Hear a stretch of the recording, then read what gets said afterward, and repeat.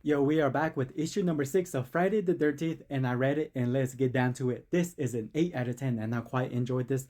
This was a big step up from the last few issues, and man, dude, they really add more Jason, and it was phenomenal. I love it. The art is amazing. The story is so, but I quite enjoyed the little lore setup on this issue, making it seem like Jason's was the curse to this land, and that was really fun. And I recommend this if you're a Friday the 13th fan. It was pretty fun. There's still a lot of more 13th comics out there, but this one was a nice start, and I quite enjoyed it. And yeah, I recommend it. It's pretty fun. And yeah, 8 out of 10. Let's get into those pages.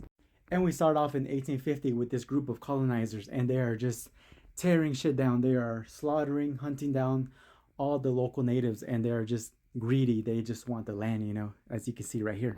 They're doing all they can, and eventually they get to the shaman because he's been filling them with hope, and they just want to get to the leader, And meanwhile, while they're doing that, getting rid of him, I believe he curses them, And I really like how his face paint is. It looks like Jason's mask.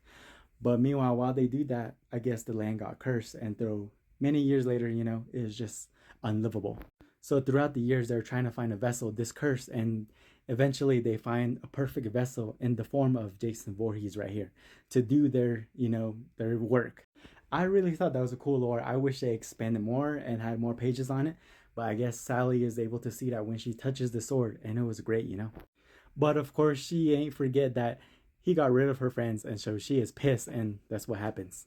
Meanwhile, Rico and Alicia are running away. They're still running away. They're trying to get away, and they see Mike's truck, and they see him right there as well. And so they decide to try to change the tire and get away out of it. But of course, we have somebody watching them. And holy shit, this was brutal, dude.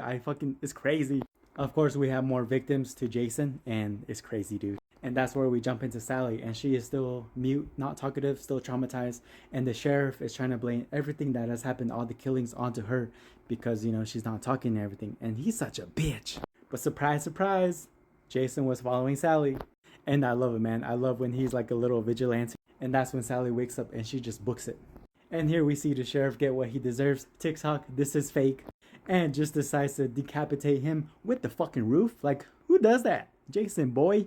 And Sally is out there running. She sees a riot, but she is not able to make it.